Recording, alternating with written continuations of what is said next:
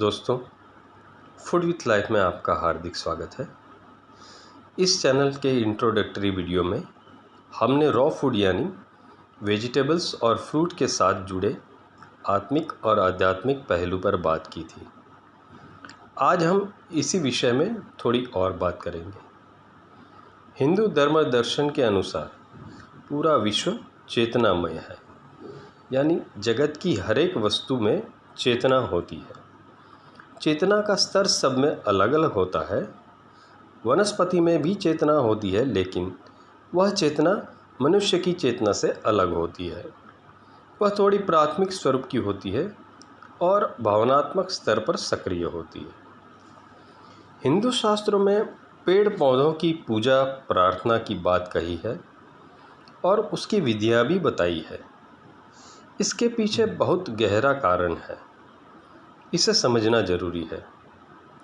वनस्पति और वन सृष्टि को समझने में और उनके बारे में जानेंगे तो हमें पता चलेगा कि उनसे हमें कितना लाभ है और ख़ास करके रोग बीमारियां दूर करने में वो कितने लाभदायी है। आप जानते हैं कि जब भी कोई जीवित वस्तु को खाने के लिए आक्रमण किया जाता है, तब स्वाभाविक रूप से वह अपना अस्तित्व बचाने की कोशिश करता है। वनस्पति फल सब्जियां में भी यह प्रतिक्रिया संभव है, क्योंकि उसमें भी जीवन और चेतना है। फ़र्क सिर्फ इतना है कि हम हमारी दृष्टि से उसे देख नहीं सकते। इसलिए चेतनामय आहार लेते वक्त एक विशेष अभिगम प्रोटोकॉल होना चाहिए, यानी कुछ नियमों का ध्यान रखना चाहिए। मनुष्य को आहार लेने का तरीका पशु पक्षी से भिन्न होना चाहिए, जो बिना सोचे सीधा ही कुछ भी खाना खा लेते हैं। मनुष्य को उनके आहार का आदर करना चाहिए और आहार के साथ समायोजन यानी हार्मनी बनानी चाहिए। भोजन के समय में यह बात ध्यान रहनी चाहिए कि सब्जियां और फल में बसी प्राथमिक चेतना हमारी चेतना से मिलकर उसका हिस्सा बनेगी।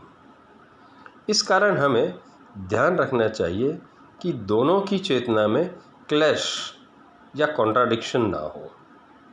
दूसरी बात, बच्चा जब अपनी माँ के शरीर से पोषण लेता है या माँ का दूध पीता है, तब माँ की सिर्फ सहमति ही नहीं, परंतु उस प्रक्रिया में माँ का अप्रतिम आनंद, वात्सल्य और खुशी सम्मिलित होती है।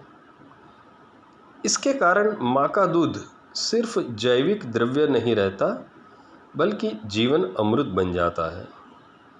यह होता है दोनों के बीच के अनन्य संबंध की वजह से। और एक बात, जिनका जीवन खेतों से जुड़ा है, उन्हें पता है कि उनके बड़े बुजुर्ग खेतों में जाकर फसल के साथ बातें किया करते थे। उससे फसल की पैदावार अच्छी होती थी। किसान फसल के साथ अनूठा रिश्ता बनाता था।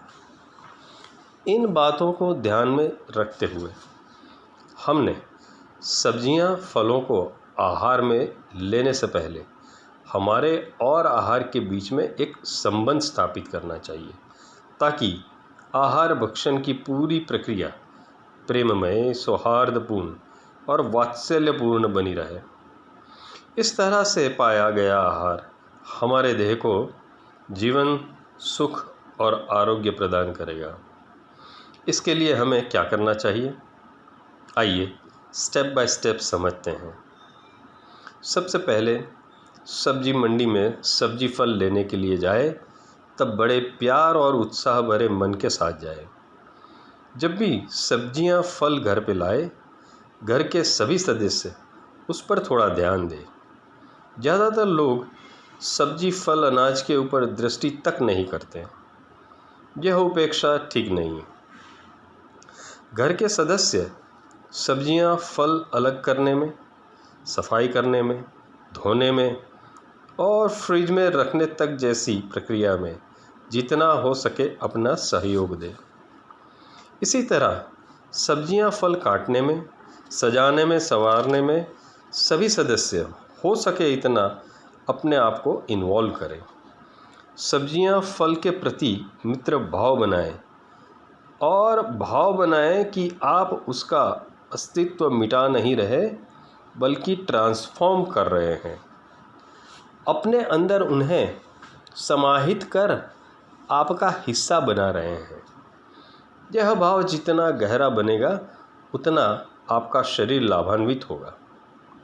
इस पूरी प्रक्रिया के दौरान आहार के स्थल पर किसी बात को लेकर गुस्सा या उग्र चर्चाएं ना करें, बल्कि अच्छी बातों से वातावरण खुशनुमा बनाए रखें। हो सके तो इन सब्जियां फलों से होने वाले फ़ायदों के बारे में बात करें और उसकी प्रशंसा करें।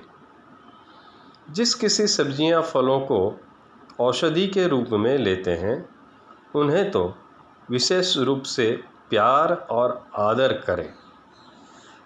आप देखेंगे कि उसका आपके स्वास्थ्य पे पहले से भी बेहतर असर होने लगेगा। यह बातें शुरू में बचकानी लगेगी, परंतु एक अरसे के बाद आप मन और शरीर में आए पॉजिटिव बदलाव को देख पाएंगे। जो फल या सब्जियां कभी अच्छी नहीं लगती थी, धीरे धीरे आपको वह अच्छी लगेगी। ज़्यादातर यह सब योगाहार, नेचुरल डाइट सिस्टम यानी रॉ फूड में संभव है। आपकी जानकारी के लिए फूड विथ लाइफ चैनल में रॉ फूड वैरायटीज़ रेसिपी के वीडियोज़ अवेलेबल है। तो दोस्तों, आज की चर्चा में इतना ही। आगे इस संबंध में कुछ और बातें करेंगे। तब तक नमस्कार, धन्यवाद।